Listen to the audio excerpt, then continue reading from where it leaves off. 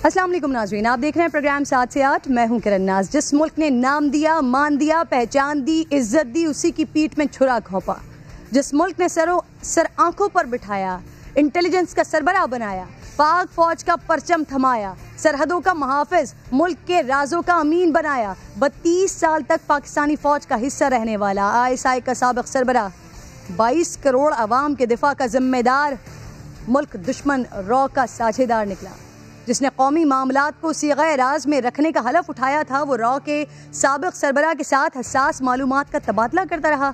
सरेआम international platforms पर हुकूमत और अफवाज पाकिस्तान के खिलाफ प्रोपेगेंडे का हिस्सा रहा। ये सब मैं नहीं कह रही हूँ, वजारत दिफा और पाकिस्तान के दिफाई इदारों ने तस्दीक की है। ISI के साबिक सरबराह असद दुरानी के रॉ के साथ राबतों के शवाहिद मौजूद हैं। उनका नाम ECL से न निकाला जाए। अगर असद दुरानी मुल्क से बाहर चले गए तो मुल्क की सलामती को संगीन खतरात लाहक हो सकते हैं। Lieutenant general retired Asad Durrani के खिलाफ 2018 से शुरू होने वाली तहकीकात अब आखिरी मराहिल में है और ऐसे मरहले पर उनका नाम ECL से नहीं निकाला जा सकता। असद दुरानी 2008 से दुश्मन अनासर बिलखुसूस भारतीय खुफिया एजेंसी रॉ से राबतों में रहे। असद दुरानी ने रॉ के साबिक सरबराह इस दिलत के साथ मिलकर स्पाई क्रॉनिकल नामी जो किताब लिखी, उस दौरान उन दोनों की बैरून मुल्क खासी पुरतकल्लुफ मुलाकातें रहीं। वजारत दिफा ने उस किताब का सिक्योरिटी नुक्ता नज़र से जायजा लिया और इंक्वायरी बोर्ड ने इस बात की तस्दीक की इसका मवाद पाकिस्तान के मफाद के खिलाफ है। अब पूरी कौम मुंतज़िर है कि वजारत दिफा की तहकीकात जल्द मुकम्मल हों। अगर जिम्मेदार फ़कत असद दुरानी हैं तो उन्हें कटेरे में लाया जाए, और अगर इस काम में वो तनहा नहीं तो उनके साथ मुलव्वस लोगों को भी कौम के सामने लाया जाए, क्योंकि पाकिस्तानी कौम अपनी सलामती पर कोई समझौता नहीं कर सकती। प्रोग्राम का आगाज करते हैं।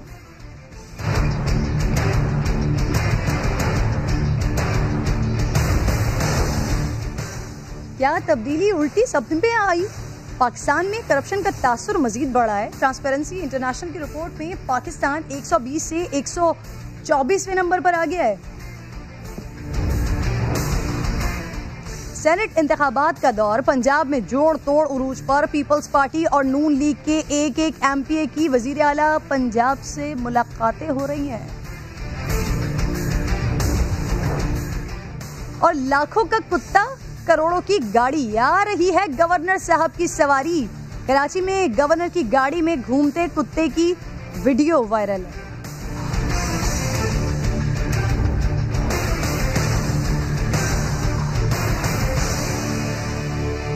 ट्रांसपेरेंसी इंटरनेशनल की जो रिपोर्ट सामने आई है, आपको पता चलता है कि कितना बड़ा एक माफिया था पंजाब के ऊपर और पाकिस्तान के ऊपर रूल करता रहा है और उनको हिलाना कितना मुश्किल है। अब ये जो इंडेक्स जो आया है ये परसेप्शंस पे होता है, और जो परसेप्शंस है जाहिर है कि वो एक ऐसी ये बहस बनी हुई है, तो जाहिर है कि वो उसको इफेक्ट तो करता है, उसको इम्पैक्ट तो करता है, तो इसी वजह से ये इंडेक्सेस हैं। आज ट्रांसपेरेंसी इंटरनेशनल की रिपोर्ट ने पाकिस्तान पीपल्स पार्टी के उस मौक़िफ़ की तायीद की है कि दरहकीकत इमरान खान साहब की हुकूमत बात ईमानदारी की करती है, लेकिन है एक करप्ट हुकूमत। ਤੁਹਾਡੇ लीडर की करप्शन के बारे में गल हो रही है, ये नवाज शरीफ और PDM के स्टेज पे खड़े तमाम लोगों की करप्शन की जो अवाम में परसेप्शन है उसकी रिपोर्ट है।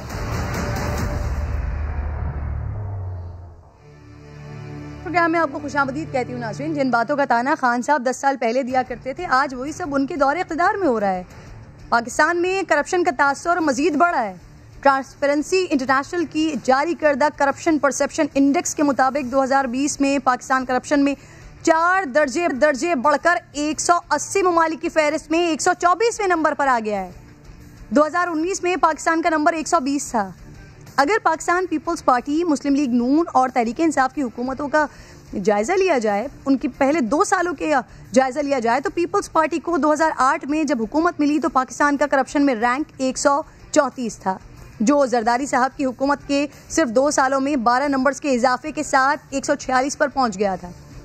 मुस्लिम लीग नून को जब 2013 में हुकूमत मिली तो पाकिस्तान काफ़ी बेहतर नंबर 127 पर आ गया था, जो नवाज शरीफ साहब के 2 साला इक़्तिदार में मजीद बेहतर होकर 117 पर चला गया। और फिर 2018 में तहरीक इंसाफ को जब हुकूमत मिली तो पाकिस्तान का रैंक 117 पर ही था, जो इमरान खान की क़यादत में 2 सालों में 7 नंबर इजाफे के साथ 124 नंबर पर आ गया है। तो इसका मतलब ये कि ट्रांसपेरेंसी रिकॉर्ड के मुताबिक सबसे ज्यादा करप्शन का तासुर पीपल्स पार्टी के दौर में बढ़ा, दूसरा नंबर पाकिस्तान तहरीक इंसाफ का है और सबसे बेहतर तासुर नवाज शरीफ साहब के दौर में रहा। लेकिन नाज़रीन, खान साहब तो कहा करते थे कि वो करप्शन को सिर्फ 90 दिन में ख़त्म कर देंगे। महंगाई में इजाफे की वजह भी करप्शन थी। जिन दोनों सतहों पर आज इजाफा हो रहा है, सुनिए ज़रा कि खान साहब के माजी के बयानात जिनको याद करने के बाद खान साहब को किसी ऑपोजिशन की तनकीद की ज़रूरत नहीं रहती। गवर्नमेंट के अंदर बड़े बड़े मुजरिम बैठे हों, चोरी के सारे रिकॉर्ड तोड़ दिए जाएं। ट्रांसपेरेंसी इंटरनेशनल कहे कि पाकिस्तान ने माशाल्लाह एक ही जगह तरक्की की और वो करप्शन में तरक्की की है, तो फिर अवाम की खिदमत, अवाम जब करप्शन होती है तो अवाम करप्शन की कीमत महंगाई के इसी पर बात करने के लिए अहमद बिलाल साहब पिलडाट से मुझे ज्वाइन कर चुके हैं। मैं आपको खुशामदीद कहूँगी। मुस्लिम लीग नून से मेरे साथ है ना ज्वाइन कर चुकी हैं ना, मैं आपको भी खुशामदीद कहूँगी। अहमद साहब, सबसे पहले आपसे ही बात का आगाज़ कर लेती हूँ। सर, हुकूमत इस तरह का तासुर दे रही है कि ये पुराना डाटा लिया गया है और उसकी बुनियाद पर ये रिपोर्ट, ट्रांसपेरेंसी इंटरनेशनल की ये रिपोर्ट सामने आई है। सर, ये हमेशा इसी तरह से होता है कि इस साल का डाटा मुरतब करने के लिए पिछले साल का डाटा भी इकट्ठा किया जाता है, वो भी लिया जाता है, या ये इस साल कुछ अनोखा हो रहा है? नहीं, हमेशा ऐसे तो होता है कि डाटा इकट्ठे करते हुए कोई 1 साल के करीब लग जाता है, बाज़ का 2 साल भी लग जाते हैं। जब उसको आप पब्लिश करते हैं तो इसमें 2-1 साल का लैग हो जाता है। लेकिन इस वक्त ये जो हम जिन डॉक्यूमेंट्स की बात कर रहे हैं वो उनकी वेबसाइट पे मौजूद हैं। इनमें से ज्यादातर जो आपकी रिपोर्टें हैं वो तो 2020 की हैं, यानी 8 सोर्सेज हैं, जिनमें से 5 2020 की हैं और 3 2019 की हैं। तो अगर आप 1-2 साल पीछे भी चले जाएंगे तो इसी पीरियड की है, तो इसका कोई ऐसा तो मुझे शवाहिद नहीं मिलते कि ये पिछले दौर हुकूमत से इसका ताल्लुक हो। 1 साल का फर्क होता है, उससे ज्यादा का नहीं होता। लिहाजा ये तासुर मेरे ख्याल में दुरुस्त नहीं है। ये तासुर आप कह रहे हैं दुरुस्त नहीं है, लेकिन अब जो ट्रांसपेरेंसी इंटरनेशनल की इस रिपोर्ट से तासुर दिया गया है ना, आप लोगों की जो कैंपेन इस वक्त चल रही है, तो कुछ ना कुछ चीजें इस तरह से आ जाती हैं जो आप लोगों को बेनिफिट देती हैं, फायदा देती हैं, आप लोगों के एक मंशूर में और गुफ्तगू में शामिल हो जाता है वो। तो ये भी रिपोर्ट इस हद तक तो आपके फायदे में ही जा रही है। थैंक यू किरण। सबसे पहले तो आपने वो तब्दीली का जो नारा, रोक सको तो रोक लो, तब्दीली आई है, वो शॉट दिखाया। मैं बिल्कुल कहूंगी तब्दीली आई है। वो वजीर आजम जो कहता था कि साइकिल पे मैं आऊंगा पार्लियामेंट, उनके कुत्ते भी प्रोटोकॉल में जो हैं वो आ रहे हैं। और आपको भी पता है कि जो सिंध के गवर्नर हैं उनको इस सीट से क्यों नवाजा गया, क्योंकि उन्होंने ये रोक सको तो रोक लो गाना बनवाया था और पीटीआई को प्रेजेंट किया था। तो इनकी तब्दीली ये जरूर आई है कि इनके कुत्ते भी जो हैं वो अब प्रोटोकॉल में ट्रैवल करते हैं, पहली बात। दूसरी बात, फिर आपने भी शायद फिर दोस्त आशिक इवान साहिबा का आज का बयान, रोज उनका एक कोई ना कोई बयान होता है, तो मैं उनसे कहूंगी कि जरा इनके ऊपर भी थोड़ी तवज्जो दें, शहबाज गिल साहब पे। शहबाज गिल को कल शिबली फराज से तो डांट पड़ गई, अब आई थिंक फिर दोस्त आशिक अवान से भी डांट पड़नी चाहिए, क्योंकि ये जितने झूठ बोलते हैं, झूठों के सरबराह जो है ना वो ये खुद है। या इंग्लिश मुझे शायद लगता है, मुझे नहीं पता, शहबाज गिल तो जहां तक पता है पीएचडी डॉक्टर हैं या क्या, हमारी इंग्लिश पे तनकीद करते हैं। तो जरा रिपोर्ट ट्रांसपेरेंसी इंटरनेशनल की पढ़ लें कि वो हमारे दौर की टाइम की रिपोर्ट नहीं है, वो इन्हीं के अपने टाइम की रिपोर्ट है। अच्छा है ना, जो आपके दौर का हाल अहवाल था वो मैंने बताया। सॉरी जी वो मेरा सवाल ले लीजिए, फिर आप अपनी बात में ऐड कर लीजिएगा उसको। अब आपके दौर का हाल भी मैंने बताया है ना। ये बात मैं वही कह रही हूँ, ये शहबाज गिल ने लेकिन ये नहीं बताया। शहबाज गिल ने कहा कि शायद नून लीग के लोगों की ना इंग्लिश कमजोर है। तो इंग्लिश हमारी कमजोर नहीं है, आपकी जरूर इंग्लिश कमजोर होएगी, क्योंकि आपने अगर इसको प्रॉपर्ली स्टडी नहीं किया। तो जो उनकी हेड है ट्रांसपेरेंसी इंटरनेशनल की, उन्होंने कहा है कि कोविड-19 के अंदर correlation with corruption in this government including 2019 and 2020 और अब। तो ये जरा इंग्लिश अपनी थोड़ी इंप्रूव कर लें या क्लासेस ले लें, हमें इस तरह की बातें करने की जरूरत नहीं है। और तीसरी बात जो मैं करूंगी वो ये कि नून लीग के क्रेडिट की तो बात ही नहीं है। बात है कि किरण, हम लोग तो, इन लोगों ने तो करप्शन के बयानिए पे वोट लिए और ये करप्शन के या एहतसाब के बयानिए के ऊपर ये सिलेक्टेड वजीर आजम आए, लेकिन अब तो खुद अवाम को भी पता चल गया है, अब ट्रांसपेरेंसी इंटरनेशनल की रिपोर्ट भी आ गई है। आटे की कमीशन इन्होंने खुद बनाया था, चीनी का कमीशन इन्होंने खुद बनाया था। अब मुझे बताएं, आपको शायद पता होगा कि जहांगीर तरीन को दोबारा सेनेट कमेटी का हेड बनाने की कोशिश हो रही है, क्योंकि उनको पता है कि एटीएम के अंदर पैसे कैसे भरे गए। चीनी की प्राइसेस इंक्रीज करके जहांगीर तरीन साहब ने पैसे तो कमा लिए, तो अब सेनेट के इलेक्शन से पहले पैसे लगाने का टाइम आ गया है, या सेनेट के इलेक्शन से पहले 50-50 करोड़ रुपए की लॉलीपॉप देने का टाइम आ गया है। तो बात है कि ये परसेप्शन क्यों बढ़ा है, क्योंकि आटे की चोरी इन्होंने की, चीनी की चोरी इन्होंने की, मेडिसिन की चोरी इन्होंने की, यहाँ तक कि इनके जो उमर अयूब साहब वजीर है, बिजली की प्राइसेस इंक्रीज होती हैं तो ये कह देते हैं कि पिछली ठीक है। महीना आपका पॉइंट ऑफ व्यू आ गया ना इस पर। मैं आती हूँ दोबारा आपकी तरफ। आपने ये परसेप्शन चेंज कैसे हुआ, तो इसके शायद बेहतर जवाब अहमद साहब दे सकते हैं। अहमद साहब जरा इसका डिफरेंस कीजिएगा। मुस्लिम लीग नून का जो मैंने बताया वहां पर जो नंबर्स रहे और पाकिस्तान तहरीके इंसाफ के दौर में, तो सर कितना फर्क है, और ये परसेप्शन बिल्ड करने में, इसको चेंज करने में कितना टाइम लगता है एक हुकूमत को? और कुछ ऐसे कंट्रीज हैं सर कि जिनके नंबर्स रैंकिंग बढ़ी, फिर उसके बाद उनके नंबर्स अच्छे हुए, बेहतर हुए, नीचे की तरफ आए सर? जी बहुत सी ऐसी मिसालें हैं, लेकिन मैं एक खास चीज जिसकी तरफ आपको तवज्जो दिलाना चाहता हूं, आपके नाजरीन को भी। जी देखिए, पिछले 2010 से पाकिस्तान में बहुत आहिस्ता आहिस्ता, लेकिन इंच बाय इंच हमारी सिचुएशन बेहतर हो रही थी। ये जो 10 साल के अगर आप देखेंगे स्कोर्स, तो ये हमारा स्कोर जो 2010 में हमारा 23 स्कोर था जी, वो आहिस्ता आहिस्ता बढ़ते बढ़ते ये 2018 में ये 33 तक पहुंच गया था। यानी कभी भी कम नहीं हुआ, एक एक करके बढ़ा, लेकिन बढ़ता रहा। लेकिन अब ये 2019 में पहली बार ये कम हुआ, यानी ये 33 से 32 हो गया, और अब ये दूसरी बार कंसेक्टिव साल है कि अब ये 32 से 31 हो गया है। तो ये बड़ी तशवीश की बात है कि ट्रेंड जो है ये डाउनवर्ड जा रहा है पिछले 2 साल से। ये एक आध साल तो ऊपर नीचे हो तो आप उसको कह सकते हैं कि ये कोई ऐसी बात नहीं है, लेकिन ये जो ट्रेंड हमने सेट किया था 10 साल का बेहतरी का, वो पिछले 2 साल में वर्ष हो गया है। ये बहुत अहम बात है।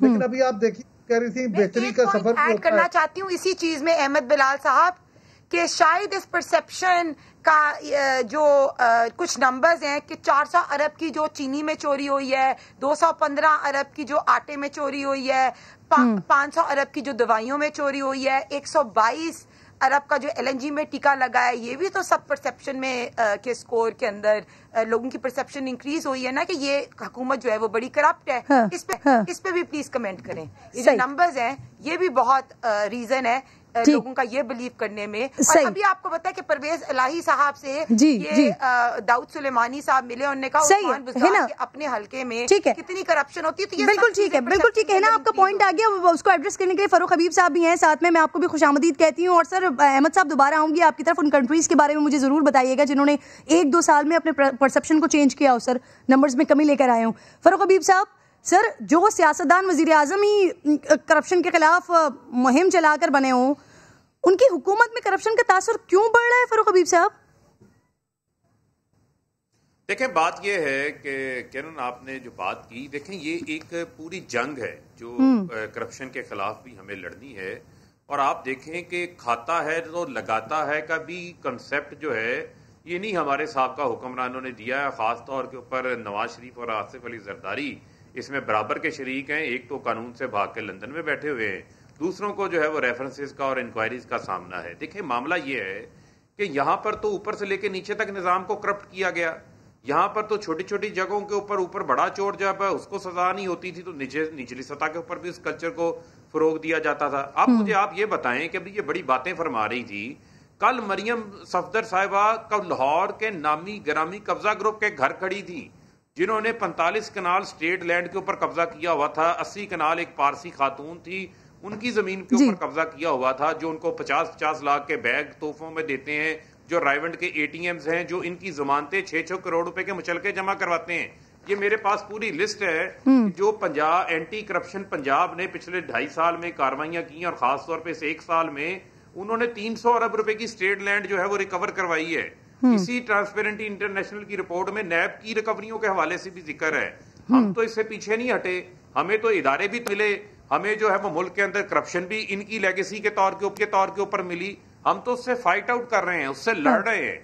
2 सेक्टर्स के अंदर उन्होंने बात की है कि इंडेक्स जो है वो उसके अंदर बढ़ा है। सर 2 साल में फरूख हबीब साहब 2 साल में नवाज शरीफ साहब के दौर में 2 साल में रैंकिंग बेहतर हुई थी।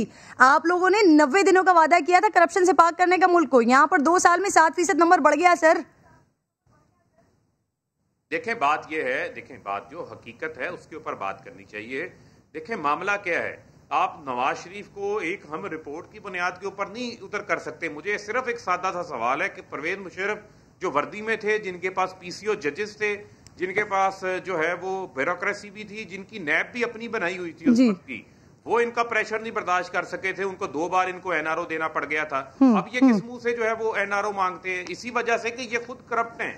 इनकी तमाम लीडरशिप की लिस्टें मेरे पास हैं जिनके खिलाफ कार्रवाई हुई है। खुरम दस्तगीर पेट्रोल पंप के ऊपर जीटी रोड पे कब्जा करके बैठे हुए थे। इनके सेनेटर तनवीर जो है वो 7 अरब की जगह के ऊपर कब्जा करके बैठे हुए मुल्क से बाहर हैं।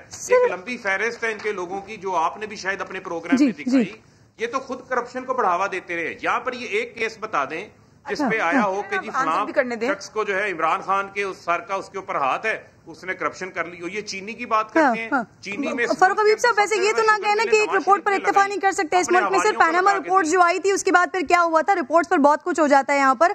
लेकिन मैं जो आप बात कर रहे हैं वो सही कर रहे होंगे फरूख साहब, आप जो बात कर रहे हैं वो सही कर रहे होंगे सर। लेकिन अवाम के पास, मैं रिपोर्ट्स की बात कर रही हूँ, लेकिन सर जब मैं अवाम के पास गई हूँ ना तो अवाम ने इसका क्या तासुर दिया फरूख हबीब साहब, जरा वो सुनिएगा, वो सुन ले फिर हम बात करते हैं। हिना प्लीज सुन लीजिए, मैं कुछ दिखाना चाह रही हूँ अवाम क्या कह रही है इस पर, फिर उसके बाद बात करते हैं हम इस पर। तहरीके इंसाफ की हुकूमत में भाई करप्शन बढ़ गई है या कम हुई? बढ़ी गई है, कम तो नहीं हुई है। कैसे बढ़ी? बस ये सबको नजर आ रहा है, हर तरफ महंगाई महंगाई हुई है।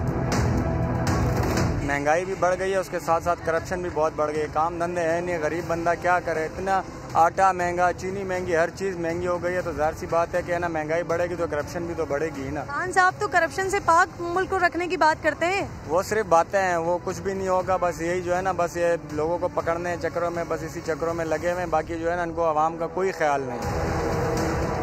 बढ़ गई है ना, क्या महंगाई कितनी हो गई वो नहीं देख रही आप? महंगाई तो देखो कितनी हो गई। आई थिंक बढ़ गई है। पाकिस्तान तहरीके इंसाफ की हुकूमत में करप्शन बढ़ गई है या कम हुई है? नहीं, कम हुई है। ट्रांसपेरेंसी इंटरनेशनल तो कह रही है कि करप्शन बढ़ गई है। नहीं, मेरे हिसाब से तो नहीं, कम हुई है। बढ़ी है। कैसे बढ़ी है? आप देखें मामलात को, हालात को देखें, आपको खुद अंदाजा होगा। हम क्या बता सकते हैं इस बारे में। हुकूमत नाकाम हो रही है? बिल्कुल हुकूमत नाकाम हो रही है उनको रोकने में। खान साहब ने यही बोला ना, जो जहाँ पे है ना महंगाई होगी वहाँ पे करप्शन होगी। करप्शन तो बढ़ेगी ना, कम कैसे होगी? तो आपको ही माशाल्लाह इतना तो आप लोग भी जानते हैं इतना तो। कैसे बढ़ रही है? कैसे बढ़ रही है? हर चीज़ के रेट बढ़ते हैं, डबल हो गए बल्कि हर चीज़ के रेट। ये सब चोर डाकू ही हैं, जो शेख रशीद है, दूसरा तीसरा जो भी है, वजीर सब चोर है। तहरीके इंसाफ की हुकूमत में करप्शन कम हुई है या ज्यादा हुई है? सभी को पता है बहुत ज्यादा हुई है। टोटली चोर है ये लोग, और क्या बोल सकते हैं। कौन लोग चोर है? हुकूमत चोर है, और कौन चोर है? तहरीके इंसाफ की हुकूमत है, करप्शन इसमें कम हुई है या ज्यादा हो गई है? कम हुई है, बहुत ज्यादा करप्शन हुई भाई। करप्शन की हद कर दी इन्होंने।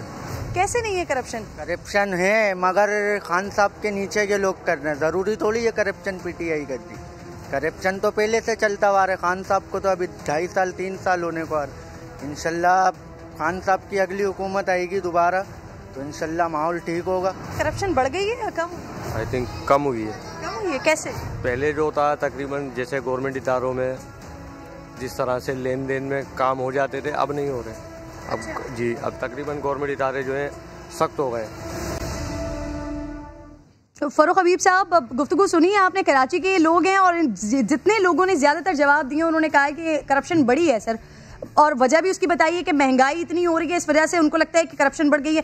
अब सर इसका सबसे बड़ा क्रेडिट खान साहब को ही जाता है जिन्होंने करप्शन से महंगाई को जोड़ा है सर। तो अब जो ये रिपोर्ट सामने आ रही है और जो लोग बात कर रहे हैं, इसको फरूख हबीब साहब आप ज्यादा अच्छे तरीके से वाज़ेह कर सकते हैं, जरा वजाहत करें इसकी।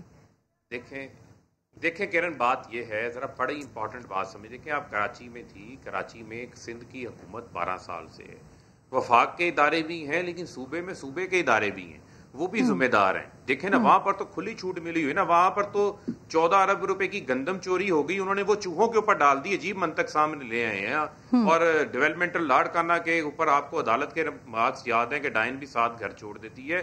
जो कुछ वहां पर हुआ है वो आपके सामने है।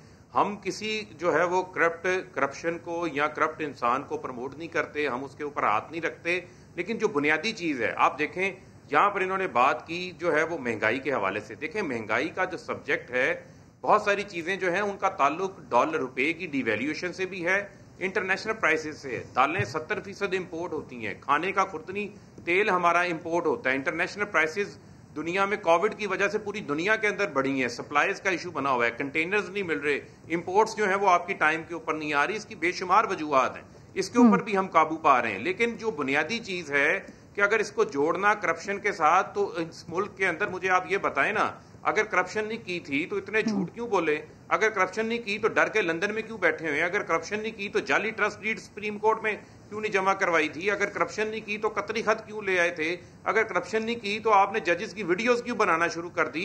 कल भी आप खड़े होकर धमकी लगा रहे थे। खान साहब भी तो जोड़ते थे ना करप्शन को महंगाई से। आज महंगाई है फरूक हबीब साहब। आपने उनको 2 दफा मौका दे दिया। आई थिंक मेरी टर्न है, मुझे उनको आंसर करने दें। आप बार बार आप उन्हीं से क्वेश्चन किए जा रही हैं। मैं बिल्कुल आपकी तरफ आऊंगी, मुझे उनसे जवाब तो लेने दें। मुझे अपनी बात जरा मुकम्मल कर लेने दें। मैंने लेट ज्वाइन किया है, पहले इन्होंने जो है ना 1 वे ट्रैफिक चलाई हुई थी, जरा मेरी बातें भी सुन लें। फरूक हबीब साहब, हकीकत है वो मैं आपके सामने रख रहा हूँ।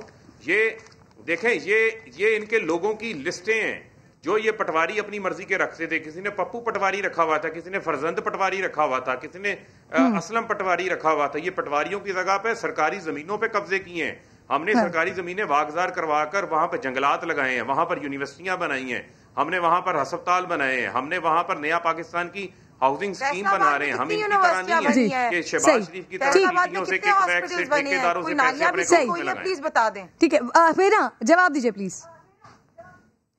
देखें, इन्होंने बात की जहांगीर खान तरीन के हवाले से शायद की होगी। खाता है तो लगाता भी है, तो आई एम श्योर ये जहांगीर खान तरीन को एड्रेस कर रहे होंगे। लेकिन बुजदार साहब को तो लोग कहते हैं खाता है लेकिन लगाता नहीं है। दाऊद सुलेमानी की अभी मुलाकात हुई इन्हीं की अपने अलाई परवेज अलाई से, उन्होंने कहा तो उस्मान बुजदार जो है वो खाते तो बहुत है लेकिन हमारी हलकों में लगाते कुछ नहीं है। तो आई थिंक इनके ऊपर ये दोनों चीजें जाती हैं, खाता है लगाता है कुछ जहांगीर तरीन, और खाता है लगाता नहीं है उस्मान बुजदार और बाकी लोग। पहली बात। दूसरी बात, जहां तक खोकर पैलेस की बात है, ये कल फिरदौस आशिक अवान का बयान आया क्योंकि इन्होंने मरियम बीबी के मचल के जमा कराए, इसलिए जो है मरियम वहां पहुंची। तो मेरी बात सुने, ये तो आपने खुद ही बता दिया, उनके पास खोकर पैलेस पे कोर्ट का स्टे ऑर्डर था, लेकिन आप लोगों ने जानबूझ के इंतकाम करने के लिए ये एक कमेटी बनी हुई है जिसको इमरान खान हेड कर रहे हैं, शहजाद अकबर है उसमें डीसी को प्रेशराइज हो कर रहे हैं, और जो एलडीए के है डायरेक्टर उनको प्रेशराइज करके कहा जा रहा है कि जो लोग मुस्लिम लीग उनकी सपोर्ट में खड़े हों, जो लोग मियां साहब, नहीं मेरी बात कंप्लीट होने दे, आपने मुझे जितना टाइम दिया किरण मुझे भी उतना टाइम दे। नहीं पहली और ये बात, और ये जो इन्होंने बात की तो अलीमा खान की बात बताएं, उनने कैसे मशीनों से इतने पैसे बना लिए। आप तो हमें तो बड़ी बातें करते हैं, आप मुझे बताएं कि चीनी चोरी, आटा चोरी, इन सब की रिपोर्टें कहाँ हैं? तो ये बातें करना बड़ी आसान होती हैं, लेकिन रियलिटी में जब रेगुलराइजेशन में बनी गाला पे जो आपने कराया तो एनआरओ तो आपने तब दिया। और आपसे सबसे इम्पोर्टेंट बात, फरूक हबीब साहब, आप जो है अभी जो फॉरेन फंडिंग केस के अभी आपने 2 पिटीशन भी जमा कराई, लेकिन मुझे बताएं कि जो प्लांटिफ है अकबर एस बाबर को आपने 23 फॉरेन फंडिंग अकाउंट की डिटेल्स दी, जो 13 सिर्फ एक क्वेश्चन है फरूक हबीब साहब से, जो प्लांटिफ है, जो अकबर एस बाबर ने आप पे इल्जाम लगाया, तो उसके जो 23 फॉरेन फंड्स थे जो जिसका रिकॉर्ड मौजूद नहीं है, जो स्टेट बैंक ऑफ पाकिस्तान ने इलेक्शन कमीशन को दे दिया, वो आपने अभी तक अकबर एस बाबर को क्यों नहीं दिया? आपने अकबर एस बाबर के वकील को क्यों नहीं दिया? ठीक है, वो बता दें। महिना प्लीज, मैं लूंगी इस पे, फारूक साहब से जवाब लूंगी, लेकिन मुझे ये वाला सेगमेंट क्लोज करना है। आप दोनों मेहमान मेरे साथ मौजूद हैं। अहमद साहब, ये परसेप्शन और रियलिटी, सर इसके बारे में जरा बता दीजिएगा। इन दोनों में सिर्फ फर्क है, ये दोनों चीजें साथ साथ चल रही हैं?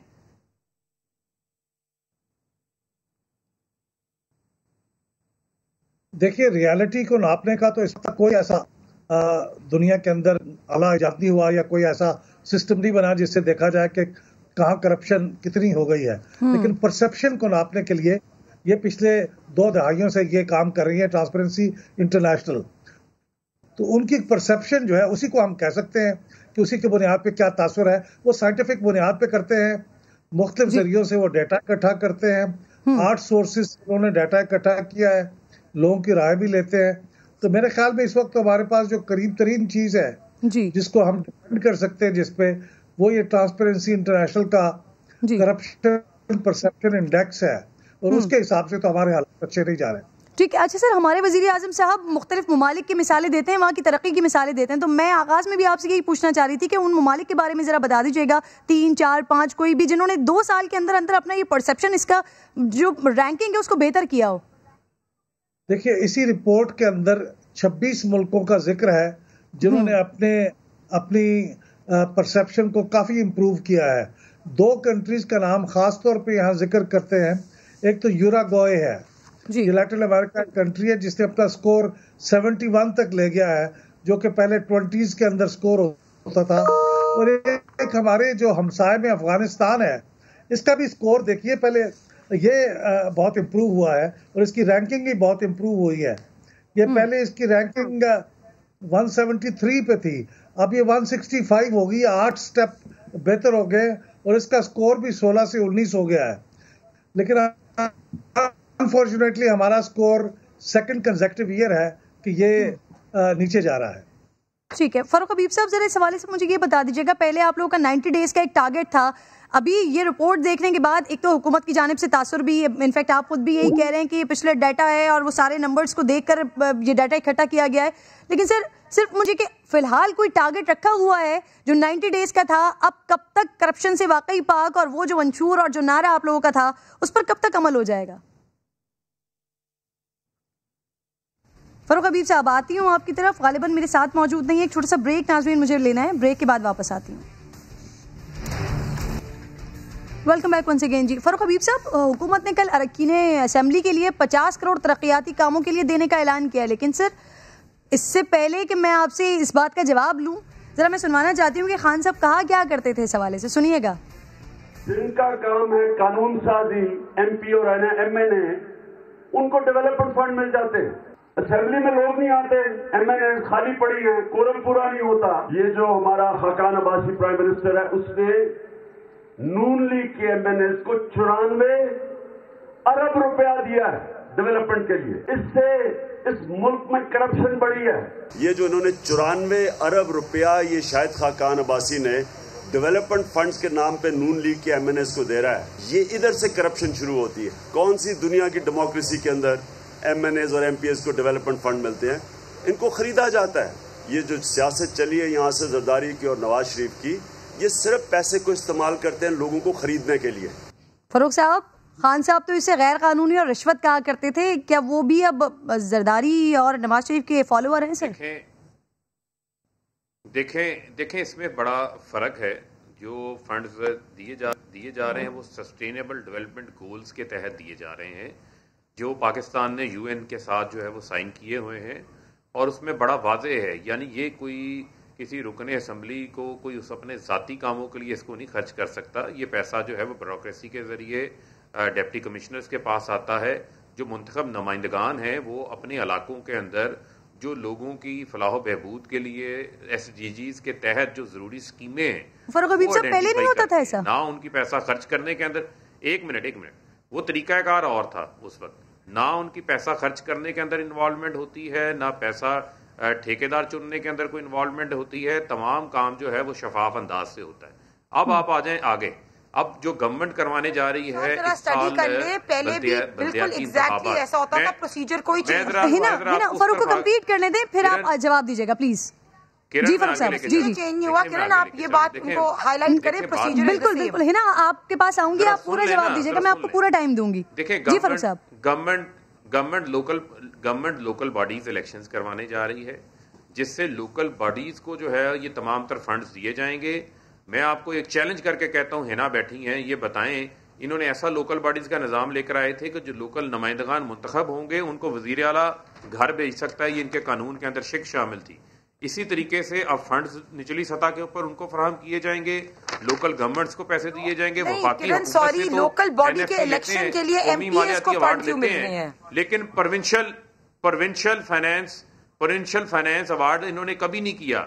हमारी हुकूमत कर रही है, पंजाब में भी कर रही है, जिसमें तमाम जिलों को फंड फराहम किए जाएंगे ग्रास रूट के लेवल के। इनको खामोश करवा लेना। आप लोकल बॉडी की क्या भाई, आप शीशे के आगे खड़ी होकर बोल लिया करें, आपको तकरीर का शौक है। टीवी शो एक डेकोरम के तहत होता है। फारूक साहब आपसे कंप्लीट कीजिए, फिर मेहना ने जवाब देना है सर आपकी बात कर लिया करें। आपको बहुत फारूक साहब प्लीज आप कंप्लीट करें। बोलती दरमियान में मैं सिर्फ जो बात मैं आपको एक्सप्लेन कर रहा था वो बात मैंने आपको बताई है कि ये सस्टेनेबल डेवलपमेंट गोल्स के तहत हैं। लेकिन जो वजीर आजम साहब बात कर रहे थे, ये क्या करते थे, पैसा सरकार से लेते थे। NA 120 का जो इन्होंने इलेक्शन लड़ा, इन्होंने पैसे ठेकेदारों से एडवांस काम करवाए, फज पेमेंट्स की, ग्राउंड पे सड़कें मौजूद नहीं थी, ग्राउंड पे तरक्याती काम मौजूद नहीं थे, लेकिन पेमेंट्स कर देते थे। मैं इनके ठेकेदारों के नाम बताऊं आपको, जो जो ठेकेदार रखे थे। मैं इनको चैलेंज करता हूं कि ये बता दें, मैं बैठा हूं कि मुझे ये नहीं पता मेरे हल्के के अंदर कौन सा ठेकेदार काम कर रहा है। हमने कभी कोई प्रायोरिटी नहीं दी कि इस फलाने ठेकेदार को काम दे। मैं चैलेंज करके ये बात कह रहा हूं, ये भी चैलेंज करके बता दें। फैसलाबाद के अंदर इनके ठेकेदार होते थे, आबिद शेर अली ने नासिर भट्ट रखा होता था, राना सनाउल्लाह ने अकबर गुज्जर रखा होता था, जिसको सारे मिलते थे। है ना, इस पर अपना पॉइंट दे दें जो आप काफी देर से बात करना चाह रही थी, फिर मैंने सवाल करना है आपसे। ना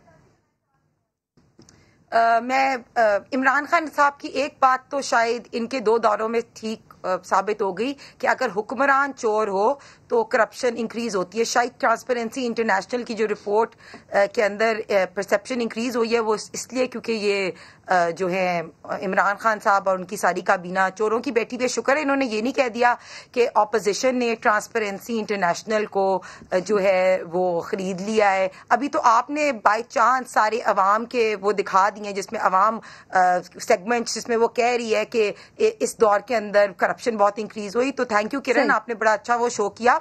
और दूसरी बात, जो फंड्स की ये बात कर रहे हैं, ये फंड सिर्फ एक लॉलीपॉप है इनको सेनेट इलेक्शन से पहले दिखाने के लिए। इन्होंने ये भी कोशिश की कि PMLN के MPAs का भी एक फॉरवर्ड ब्लॉक बनाएं, लेकिन इनको पता नहीं है कि हमारे पास 15 से 20 लोगों की लिस्ट है जो PTI के नाराज MPAs की। तो ये जरा सर इस वक्त मैंने उस पर बात करनी है, मैंने उस पर बात करनी है, आप दोनों से ही बात करनी है मैंने उस पर।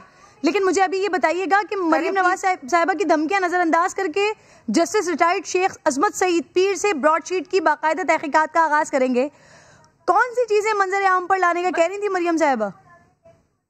पहली बात है, मरियम बीबी ने कोई धमकी नहीं दी, उन्होंने बिल्कुल ठीक बात की है। अजमत सईद शेख साहब शौकत खानम के बोर्ड में है, पहली बात। दूसरी बात, जब JIT सामने क्या लाएंगी ये बता दीजिए। व्हाट्सएप कॉल्स थी उनके और जो लोगों के नाम चूज हुए थे उसमें भी अजमत सईद शेख साहब इन्वॉल्व थे। और जो ऑडिटर जनरल थे कौन सी व्हाट्सएप कॉल है ना, औसाफ साहब, उनको भी इन्होंने वार्निंग दी और कहा कि आप हमारे कामों में वो ना करें। पहली चीज। दूसरी बात, कौन सी व्हाट्सएप कॉल की बात करेंगे आप? कॉन्ट्रैक्ट अश्तर और साफ, आपको मैं अभी शेयर भी करती हूँ, ये कॉलम भी आया है उसमें जिसमें अस्तर और साफ उस वक्त ऑडिटर जनरल थे और उनको अजमत सईद शेख साहब ने कहा था कि हमारी काम में दखल अंदाजी ना करें। मैं आपको शेयर कर दूंगी, आप लोगों के पास कौन सी वीडियोस थी जिनको सामने लाने की बात करें? मेरी बात कंप्लीट होने दे। सबसे इंपॉर्टेंट बात यह है कि जब नैब का कॉन्ट्रैक्ट दिया गया था उस वक्त अजमत सईद शेख साहब जो हैं वो डेप्टी प्रोसिक्यूटर जनरल थे। तो इस वक्त कमीशन जो बन रहा है वो इस कॉन्ट्रैक्ट को चेक करने के लिए बन रहा है कि इसमें पैसे कहाँ खाए गए हैं, किसने खाए हैं। तो मुझे बताएं, एक मुतनज़्ज़ा शख्सियत ऑलरेडी कंट्रोवर्शियल है जो इस कॉन्ट्रैक्ट का पार्ट थी, वो खुद अपने आप को कैसे उसमें इसके अलावा क्या है ना, ये बता इसके अलावा क्या है, व्हाट्सएप कॉल कौन सी है, कौन से सबूत, कौन सी वीडियोज हैं? बस वो आप टाइम आएगा तो बताएंगे। इन लोगों ने भी तो चेयरमैन नैब की वीडियोस निकाली थी ना, जिसकी वजह से ये ऑपोजिशन के ऊपर सियासी इंतकाम ऐसी कोई वीडियो लाने की बात तो कर रही हैं? बस टाइम आने पे बताएगा। लेकिन बात सिर्फ ये है कि मरियम बीबी ने कोई धमकी नहीं दी। उन्होंने क्लियरली कहा है कि अजमत सईद शेख साहब को ये सूट करता है कि वो ऑटोमेटिकली कह दें कि मैं इसका पार्ट ठीक है। इससे पहले जिस पे आप बात करना चाह रही थी ना, मैं उस सेगमेंट की जाने बढ़ी हूँ ताकि आप दोनों का जवाब उस पर ले सकूं। तो नाज़रीन, सेनेट इंतखाबात पंजाब में जोड़ तोड़ का सिलसिला उरूज पर, अहम मुलाकातें वहां पर हो रही हैं। पंजाब की 11 सीट्स, उसके लिए पीटीआई और नून लीग में बड़ा सख्त मुकाबला है। 371 एमपीएस की पंजाब असेंबली से सेनेटर मुंतखब होने के लिए 41 वोटों की जरूरत है और यहाँ पीटीआई 181 सीट्स के साथ सरे फहरिस्त है। राय हक पार्टी का 1 रुकन और 4 आज़ाद एमपीएस भी हुकूमत के साथ हैं। इत्तेहाद काफ लीग के पास 10 सीट्स हैं जो गेम चेंजर भी साबित हो सकती हैं। मुस्लिम लीग काफ इस वक्त हुकूमत की बहुत बड़ी ज़रूरत है और शायद इसीलिए इमरान खान साहब ने 1 सीट काफ लीग को देने का फैसला किया है। काफ लीग के अरकान पीटीआई के कैंडिडेट्स को सपोर्ट करेंगे। जवाबन उस 1 सीट के लिए पीटीआई वाले भी काफ लीग के उस एक उम्मीदवार को वोट देंगे। इस तरह 5 नशिस्तें तो पीटीआई बासानी जीत सकती है। लेकिन दूसरी जानिब नून लीग, जिसके 165 एमपीएस पंजाब असेंबली में बैठे हैं, अगर पीपल्स पार्टी के साथ एमपीएस भी नून लीग की हिमायत का ऐलान कर दें तो 4 नशिस्तें मुस्लिम लीग नून जीत सकती है। लेकिन दरअसल मसला इन दोनों पार्टीज के बागी अरकान का है। नाज़रीन, हालात से इस वक्त भरपूर फ़ायदा उठा रहे हैं वज़ीर आला पंजाब वसीम अकरम प्लस उस्मान बुज़दार। गुज़िश्ता 2.5 साल में उन पर पत्तियाँ कसने वाले सियासतदान भी इस वक्त बड़े हैरान हैं कि उस्मान बुज़दार बड़े सादे से आदमी हैं, बड़े मासूम से आदमी हैं, या फिर सबसे बड़े खिलाड़ी हैं। उस्मान बुज़दार साहब के पास ऐसी कौन सी गीदड़ सिंगी है कि नून लीग अरकान असेंबली के बाद अब पीपल्स पार्टी के रुकन भी उस्मान बुज़दार पर एतमाद का इजहार कर रहे हैं। नून लीग के निशात जहाँ हों, जलील शर्कपुरी, काशिफ महमूद, पीपल्स पार्टी के रईस नबील अहमद, सभी का वजन बुज़दार सरकार के पलड़े में नजर आ रहा है। ऐसा क्या हो रहा है, क्या खेल चल रहा है? नईम अशरफ भट्ट मेरे साथ मौजूद है। नहीं सर, मुझे खान साहब जिस जोड़ तोड़ की मुखालिफत करते रहे उसी जोड़ तोड़ की वैसे आला मॉडल जेकेटी ने 2018 में पेश किया था। अब क्या बुज़दार सर उस्मान बुज़दार कर रहे हैं, और क्या ये खान साहब की हिदायत पर करें और पैगाम किसको दे रहे हैं? जी, बेसिकली एक बड़ा अहम नाम है जो पीछे रहते हैं अक्सर, वो हैं ताहिर बशीर चीमा। ये सारा जोड़ तोड़ वही कर रहे हैं। जनूबी पंजाब महाज बनाने में भी उनका रोल था और अभी भी जितने एमपीएस मुस्लिम लीग नून और एक आधा जो पीपल्स पार्टी का, वो जब भी मुलाकात होती है अक्सर मुलाकात में वो मौजूद भी होते हैं, लेकिन कैमरा बाज़ नहीं उन तक जाता, इतना उन्हें शौक नहीं है। लेकिन वो एग्जैक्टली इस सारी गेम के पीछे वही हैं। और इवन 2 रोज़ पहले किरण में वहाँ गया क्लब रोड वज़ीर आला हाउस, तो वहाँ पर भी ये जो एमपीएस हैं ये बुज़दार साहब को तो बाद में मिलते हैं, उसकी फ़ोटो खिंचवाई जाती है, लेकिन उससे पहले ये तकरीबन सारे ही जो हैं ये ताहिर बशीर चीमा साहब के कमरे में बैठे रहते हैं और उधर तकरीबन रोज़ ही आ रहे हैं। और इनके अलावा भी बहुत से हैं जो कि अभी सामने नहीं आ रहे, जिनकी अभी नाम और तस्वीरें सामने नहीं आई जी, लेकिन वो भी मुलाकातें कर रहे हैं। यही एक प्रॉब्लम है इस वक्त मुस्लिम लीग नून के लिए कि उनको जो चौथी सीट है, जो कि अगर एग्जैक्टली वोट का हिसाब लगाया जाए तो उन्हें मिल सकती है, लेकिन उनके लिए वो मुश्किल है क्योंकि उनके जो बागी अरकान हैं उनकी तादाद। जी किरण, नहीं, अब जिन लोगों से मुलाकातें हो रही हैं उन लोगों से कुछ यकीन दहानियां भी तो ले रहे होंगे ना बुज़दार साहब, तो फिर ये डायरेक्ट फायदा यहीं पर ही निकलने वाला है क्या? जी बिल्कुल, यकीन दहानियाँ 100% हैं, उनके काम हो रहे हैं। वो आज से नहीं किरण, वो पिछले 6 माह से वो अक्सर वज़ीर आला हाउस में ये एमपीएस जो मुस्लिम लीग नून के ये नजर आते हैं, इनके काम हो रहे हैं। और अब इम्तहान का वक्त है, अब जो काम करवा रहे हैं अब वो वोट देना पड़ेगा दूसरी तरफ। लेकिन पीटीआई को भी प्रॉब्लम है कि उनके भी कुछ लोग नाराज ऐसे हैं जो कभी बोलते हैं कभी खामोश हो जाते हैं। अब आजकल एक ही है सिर्फ दाऊद सुलेमानी, कहते तो वो 15-20 हैं लेकिन कोई 15, 5, 10 कभी नजर नहीं आए। हाँ, पिछले साल वो 20 जरूर थे, फिर वो ग्रुप टूट गया और अब उनके अलावा कोई भी ऐसी बात नहीं कर रहा। अगर कोई 2-4 हैं भी तो वो शायद इजहार भी करते रहे हैं कि वो उस्मान बुज़ार साहब उनको किस तरह से हेल्प कर रहे हैं, किस तरह से फंड्स दे रहे हैं, उनके काम करवा रहे हैं। नहीं, बहुत शुक्रिया आपका साहब। कितने नून लीगी अरकान हैं पंजाब हुकूमत से जो राब्तों में हैं और कितनों ने यकीन दहानी करवाई है सेनेट इलेक्शन में साथ देने की? सर देखें, वो लोग तो आपके सामने आ रहे हैं। इनका मसला ये है कि इनका बयानिया इस किस्म का है कि लोग अब इनकी बात के ऊपर यकीन नहीं कर रहे और इनके अपने लोग इनके ऊपर अदम एतमाद कर रहे हैं। इन्होंने हमारे ऊपर अदम एतमाद क्या लेके आनी है? आप देख लें, उसका अमली मुजाहरा आपको नजर आ रहा है कि इनके अरकान असेंबली जो है वो वज़ीर आला पंजाब उस्मान बुज़ार की तरफ देख रहे हैं। उन्होंने भी अपने लोगों से वोट लिए हैं, उन्होंने भी अपने इलाके के लोगों की जो जिम्मेदारियां हैं वो पूरी करवानी है, वो उस तरफ देख रहे हैं। अब हम तो नहीं जा रहे किसी के पास। अगर लोग खुद छोड़ छोड़ के इनको आ रहे हैं और जिस किस्म का रियासत मुखालफ बयानिया नवाज शरीफ ने इख्तियार किया हुआ है उससे लोग बज़न हैं। ये मुहब्बे वतन लोग हैं, ये अपनी अफवाज पाकिस्तान से प्यार करने वाले लोग हैं, ये मोदी के एजेंडा से प्यार करने वाले लोग नहीं हैं। दूसरी बात ये है कि इनसे ये भी तो पूछ लेना आप कि इन्होंने जो सेनेट के इलेक्शन में तो इंतखाबात नहीं लड़ने थे। अब फजल रहमान साहब तो बेगानी शादी में अकेले अब्दुल्ला दीवाने के तौर पर रह गए हैं। पीडीएम का धड़न तख्ता जो है वो इन्होंने खुद कर दिया पकड़ के बिलावल ने और मरियम सर, इजाजत है मुझे महीना से भी इस बात का जवाब देना असेंबली की है ना। बिल्कुल सर, सेगमेंट का वक्त खत्म हो रहा है सर, मुझे हिना से कभी प्लीज कमेंट लेने दीजिए है ना। मुझे ये बता दीजिए, एक तरफ मरियम बीबी कहती हैं ये जो एमएनएज हैं, एमपीएज हैं, ये शेर हैं, और दूसरी जानिब ये एमपीएज क्या करने जाते हैं उस्मान बुज़ार साहब के पास? सेनेट इलेक्शन सर पर हैं, मीटिंग्स हो रही हैं, उसकी वीडियोस पिक्चर्स आ रही हैं सामने। किरण, ये शुरू के ही 5-6 लोटे हैं और हमने ये क्लियरली कह दिया है कि जो लोटे हैं, जो पीएमएलएन की, मुस्लिम लीग नवाज की, मियां साहब की तस्वीर दिखा के इन लोगों ने इलेक्शन जीता था, तो अब इन लोटों की हमारे पार्टी में कोई जगह नहीं है। ये वही 6-7 लोग हैं जो ये पीटीआई वाले तो बड़े मॉरल्स की बातें करते थे, तो इनको दोबारा जहांगीर तरीन के एटीएम की मरियम साहब के जेठ ने भी वैसे इस्तीफा नहीं दिया था, को अब जरूरत पड़ गई। याद है आपको? वो तो ये बात कर रहे थे कि ये किसी ने शरारत की है हमारी। जी, वो भी लूटे हैं।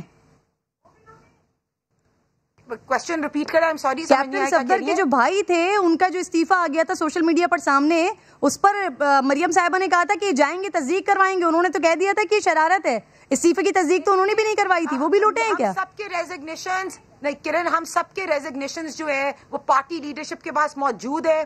हम सब ने, कुछ लोगों ने शेयर भी किए। जब हमारी पार्टी को लगेगा कि रेजिग्नेशंस जो है वो असेंबली स्पीकर को जमा कराएं, तो मियां साहब के लिए एक नहीं सारे के सारी चीजें कुर्बान है, इसलिए आप डोंट इस पे वरी ना करें। हमारे सारे एमपीए के रेजिग्नेशंस आर देयर, लॉन्ग मार्च भी होगी, लेकिन अभी इनके लिए हम बिल्कुल ठीक है। बहुत शुक्रिया, बहुत शुक्रिया। आप साथ मौजूद थी प्रोग्राम में। फरूख हबीब साहब, आपका बेहद शुक्रिया। नाज़रीन, एक छोटा सा ब्रेक ले रही हूँ और ब्रेक के बाद वापस आऊंगी तो बात करूंगी। अभी कुछ अर्सा पहले तक लोग ये ख्वाहिश रखते थे कि कब गवर्नर हाउस की दीवारें गिरेंगी, कब हम गवर्नर हाउस खुरामा जाया करेंगे। अब गवर्नर हाउस की गाड़ी के अंदर खुरामा कौन घूम रहा होता है और कराची वाले या दीगर शहरों वाले सिर्फ मुंह देख रहे होते हैं। ब्रेक के बाद बात करूंगी। लाखों का कुत्ता, करोड़ों की गाड़ी आ रही है जनाब गवर्नर साहब की सवारी। सारे मुहाफिज होशियार हो जाएं, सारे मुलारे मुलाजिम तैयार हो जाएं, गवर्नर साहब का कुत्ता तशरीफ ला रहा है। यह है कराची के गवर्नर की सवारी, जिसमें से उनका कुत्ता मुंह निकालकर तब्दीली के नजारे कर रहा है और मुंह चढ़ा रहा है हर उस पीटीआई के वोटर को, सपोर्टर को, जिसने उनके इनकलाबी नारों पर यकीन करके वोट दिया था। ये मुंह चढ़ा रहा है सुरजानी के अवाम को, जो आज भी ग्रीन लाइन के मुकम्मल न होने की वजह से मिट्टी में नहाए बगैर घरों को वापस नहीं जा सकते। ये मुंह चढ़ा रहा है लियारी के बाशिंदों को, आज भी गंदा पानी पीने पर जो मजबूर हैं। ये मुंह चढ़ा रहा है तेसर टाउन के मकीनों को, जो K4 मुकम्मल होने का इंतजार कर रहे हैं। ये कुत्ता मुंह चढ़ा रहा है हर उस शहरी को जो कराची सर्कुलर रेलवे के चलने का इंतजार कर रहे हैं। ये मुंह चढ़ा रहा है सिंध के उन मजलूम अवाम को जो कुत्तों के काटने की वैक्सीन के लिए दर बदर फिर रहे हैं। ये मुंह चढ़ा रहा है तहरीक इंसाफ के हर उस वोटर को जो समझता था कि गवर्नर हाउस तफरीगाह बनेगा। ये मुंह चढ़ा रहा है हर उस वोटर को जो समझता था कि गवर्नर हाउस में यूनिवर्सिटी बनेगी। ये मुंह चढ़ा रहा है हर उस सपोर्टर को जिनको यकीन था कि गवर्नर हाउस में लाइब्रेरी होगी। इसीलिए कहते हैं कि इस हुकूमत को ऑपोजिशन जरूरत ही नहीं है। बहरहाल प्रोग्राम का वक्त नाज़रीन ख़त्म हो गया। मुलाकात होगी आपसे अगले प्रोग्राम में। अपना ख्याल रखिए। अल्लाह निगहबान।